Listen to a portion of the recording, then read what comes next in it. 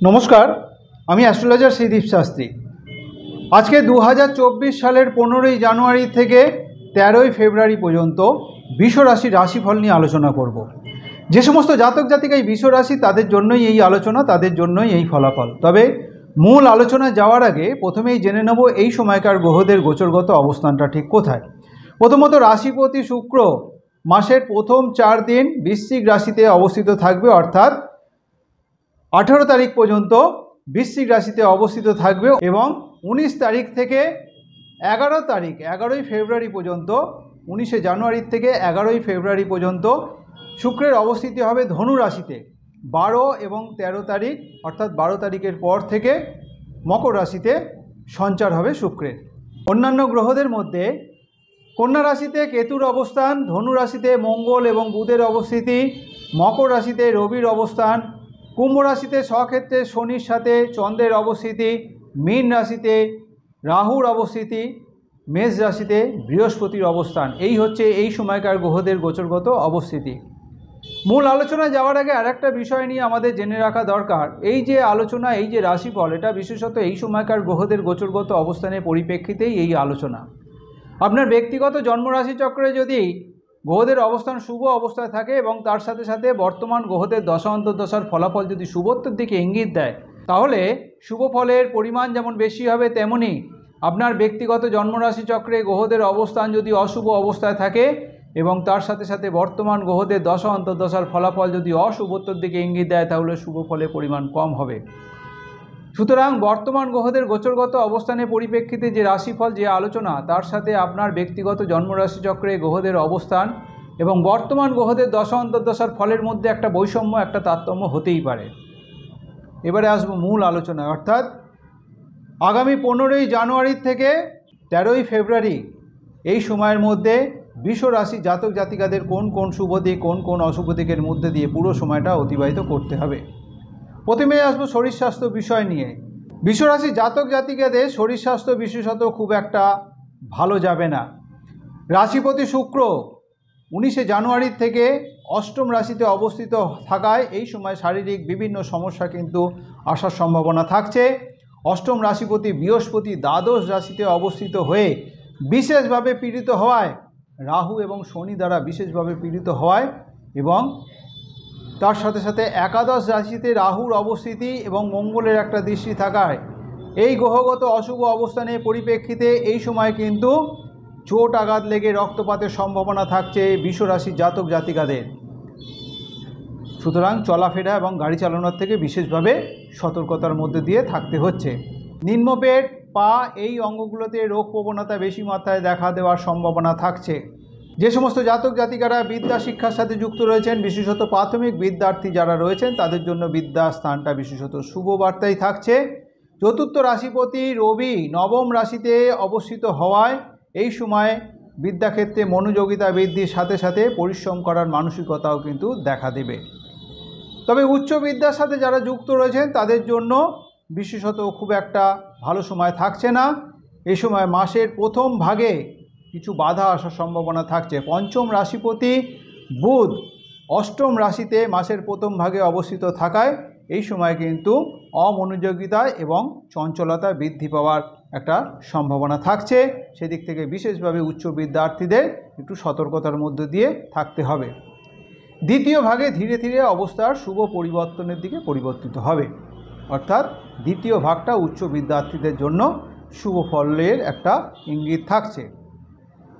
অর্থনৈতিক ক্ষেত্র বিশেষত ভালো মন্দ মিশিয়ে চলবে। মাসের প্রথম ভাগে ধনরাশিপতি অষ্টম রাশিতে অবস্থিত থাকায় এবং আয় রাশিপতি ব্যয়ের রাশিতে অবস্থিত হওয়ায় আয়ের তুলনায় ব্যয়ের আধিক্য এই সময় কিন্তু দেখা দেবে। সঞ্চয়ে একটা বিঘ্ন ঘটার সম্ভাবনা থাকছে। মাসের দ্বিতীয় ভাগে ধনরাশিপতি ভাগ্য রাশিতে অবস্থিত থাকায় উপার্জনের দিকটি ধীরে ধীরে স্বাভাবিক এবং সঞ্চয়ের দিকটাও যথেষ্ট ভালো হওয়ারই আশা করা যাচ্ছে। মাসের চতুর্থ সপ্তাহে মূল উপার্জনের সাথে সাথে অন্য কোনো উপায়েও কিন্তু এক্সট্রা কোনো উপার্জনের একটা সম্ভাবনা থাকছে। এখান থেকেও কিন্তু যথেষ্ট পরিমাণে আয় উপার্জন আশা করা যায়। সুতরাং বৃষরাশির জাতক জাতিকাদের মাসের দ্বিতীয় ভাগটা অর্থনৈতিক বিষয়ে বিশেষ শুভত্বরী একটা বার্তা থাকছে। যে সমস্ত জাতক জাতিকারা চাকরিজীবী তাদের জন্য এই সময়টা বিশেষত শুভই বলা চলে।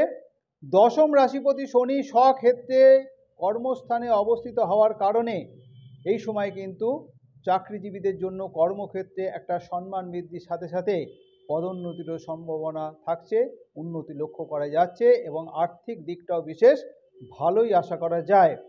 যারা আরও ভালো চাকরির সন্ধানে রয়েছেন তাদের জন্য কিন্তু এই সময়টা বিশেষ শুভ বার্তায় বয়ে আসতে চলেছে। সুতরাং একটু চেষ্টার মাধ্যম দিয়ে বর্তমান কর্মস্থলের তুলনায় ভালো একটা চাকরি লাভের সম্ভাবনা থাকছে। যে সমস্ত জাতক জাতিকারা বেকার অবস্থায় রয়েছেন, দীর্ঘদিন ধরে চাকরির জন্য চেষ্টা করছেন, এই বৃষরাশির জাতক জাতিকারা তাদের জন্য কিন্তু শুভ বার্তাই থাকছে। এই সময় ভালো কর্মলাভের একটা সম্ভাবনা থাকছে। যে সমস্ত জাতক জাতিকারা ব্যবসায়ী, যারা ব্যবসা বাণিজ্যের মধ্যে যুক্ত রয়েছেন, মাসের তৃতীয় সপ্তাহ পর্যন্ত বেশ কিছু সমস্যার মধ্যে দিয়ে এই সময় চলতে হবে। এই সময় ব্যবসা রাশিপতি অষ্টম রাশিতে অবস্থিত হওয়ার কারণে ব্যবসাকে ঘিরে বেশ কিছু ঝঞ্ঝাট ভোগ করার একটা সম্ভাবনা থাকছে। সুতরাং তৃতীয় সপ্তাহ পর্যন্ত ব্যবসার বাণিজ্যের সাথে যারা যুক্ত রয়েছেন তারা বিশেষভাবে সাবধানতা নিয়ে চলবেন। এই সময় কোনো রকম ক্ষতি হওয়া, মানুষের সাথে সম্পর্কের অবনতি হওয়া, ঝামেলা ঝঞ্ঝাট উপস্থিত হওয়ার মতো একটা সম্ভাবনা থাকছে, সেদিক থেকে বিশেষভাবে সতর্ক। তৃতীয় সপ্তাহের পর থেকে ধীরে ধীরে অবস্থার পরিবর্তন হবে শুভত্বের দিকে এবং বেশ কিছু নতুন যোগাযোগ এই সময় আশা করা যায় বা সুযোগ সুবিধা এই সময় আসার একটা প্রবণতা থাকবে। এই যোগাযোগ এবং সুযোগগুলোকে যদি এই সময় সঠিকভাবে কাজে লাগানো যায় তাহলে আগামী দিনে ব্যবসায় আরও উন্নতি আশা করা যায়। যে সমস্ত ব্যবসায়ীরা মেডিসিন অথবা যন্ত্রাংশ ব্যবসার সাথে যুক্ত রয়েছেন তাদের বিশেষ শুভ ফলেরই ইঙ্গিত থাকছে। দাম্পত্য জীবনযাপনের সাথে যারা যুক্ত রয়েছেন তাদের জন্য কিন্তু এই সময় ভালো মন্দ মিশিয়ে চলবে। কখনো সুসম্পর্ক, কখনো ঝগড়াঝাটি অশান্তির মধ্যে দিয়ে চলতে হবে। মাসের তৃতীয় সপ্তাহ পর্যন্ত সপ্তম রাশিপতি অষ্টম রাশিতে অবস্থিত থাকায় স্বামী স্ত্রীর মধ্যে একটা মতবিরোধ, মনোমালিন্য, কলহর বাতাবরণ কিন্তু এই সময় দেখা দেবে। মাঝে মধ্যেই কিন্তু একটা অশান্তিকর পরিবেশ সৃষ্টি হবে পরিবারের মধ্যে। পরিবারে অন্যান্য সদস্যদের সাথেও কিন্তু একটা মতবিরোধ হওয়ার, ঝগড়াঝাটি অশান্তি হওয়ার সম্ভাবনা থাকছে।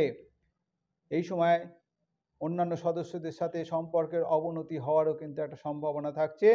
বিশেষভাবে তৃতীয় সপ্তাহ পর্যন্ত জাতক জাতিকাকে যারা দাম্পত্য জীবনযাপনের সাথে যুক্ত রয়েছেন বিশেষ সাবধানতার মধ্যে দিয়ে চলতে হবে। তৃতীয় সপ্তাহের পর থেকে ধীরে ধীরে অবস্থা শুভত্বের দিকে পরিবর্তিত হবে। বাবা মার শরীর স্বাস্থ্য দিকটা বিশেষ শুভই বলা চলে। যে সমস্ত জাতক জাতিকারা সম্পর্কের সাথে যুক্ত রয়েছেন তাদের সম্পর্কের বন্ধন আরও মজবুত হবে, আরও সম্পর্ক আরও দৃঢ় হবে। যারা অবিবাহিত দীর্ঘদিন ধরে বিবাহের জন্য চেষ্টা করছেন তাদের যোগাযোগের জন্য খুব একটা শুভ বার্তা থাকছে না। এই সময়টা যোগাযোগের জন্য খুব একটা ভালো সময় নয়, যোগাযোগে বাধা আসার সম্ভাবনা থাকছে। অন্যান্য পেশার সাথে যারা যুক্ত রয়েছেন মাসের প্রথম ভাগে কিছুটা বিরুদ্ধ পরিবেশের মধ্যে দিয়ে চলতে হবে, দ্বিতীয় ভাগে অবস্থার শুভ পরিবর্তন হবে ধীরে ধীরে। যারা শিল্পী কলাকুশলী তাদের সময়টা বিশেষত প্রতিকূল অবস্থারই একটা পরিলক্ষিত হচ্ছে, অর্থাৎ যোগাযোগে বাধা এবং আর্থিক দিকটাও কিন্তু খুব একটা শুভ বার্তা থাকছে না। বৃষরাশি জাতক জাতিকারা যারা কৃতিকা নক্ষত্রে জন্মগ্রহণ করেছেন তাদের জন্য জানুয়ারি মাসের 16 তারিখ, 21 তারিখ, 30 তারিখ, ফেব্রুয়ারি মাসের 3 তারিখ, 7 তারিখ, 12 তারিখ শুভ। যাদের জন্ম নক্ষত্র রোহিণী তাদের জন্য জানুয়ারি মাসের 18 তারিখ, 22 তারিখ, 31 তারিখ এবং ফেব্রুয়ারি মাসের 4 তারিখ, 10 তারিখ, 13 তারিখ শুভ। যাদের জন্ম নক্ষত্র মৃগশিরা তাদের জন্য জানুয়ারি মাসের 15 তারিখ, 23 তারিখ এবং 27 তারিখ, ফেব্রুয়ারি মাসের 1 তারিখ, 5 তারিখ এবং 9 তারিখ শুভ। শুভ দিক হিসেবে অগ্নিকোণ অর্থাৎ দক্ষিণ পূর্ব কোণ, দক্ষিণ পূর্ব দিক আপনাদের জন্য শুভ দিক। শুভ বার হিসেবে শুক্রবার এবং শনিবার। শুভ রং সাদা রং এবং নীল রং। যে কোনো শুভ কাজের জন্য সাদা রং এবং নীল রঙের পোশাকটাকে বিশেষভাবে যদি ব্যবহার করেন এবং তার সাথে সাথে শুক্রবার এবং শনিবারটাকে যদি বেছে নেন শুভ কাজের জন্য, তাহলে শুভ ফল লাভেরই একটা সম্ভাবনা থাকবে। আমার এই যে আলোচনা, এই আলোচনাটা বিশেষত এই সময়কার গ্রহদের গোচরগত অবস্থানের পরিপ্রেক্ষিতেই এই আলোচনা আপনার কাছে যদি গ্রহণযোগ্য মনে হয়, যদি ভালো লেগে থাকে, অবশ্যই লাইক এবং শেয়ার আশা করব। যারা এখনও পর্যন্ত আমার এই চ্যানেলটিকে সাবস্ক্রাইব করেননি, আমার পরবর্তী ভিডিও, পরবর্তী আলোচনাগুলোর লিঙ্ক পেতে অবশ্যই চ্যানেলটিকে সাবস্ক্রাইব করে নেবেন। ভালো থাকবেন, সুস্থ থাকবেন, ধন্যবাদ।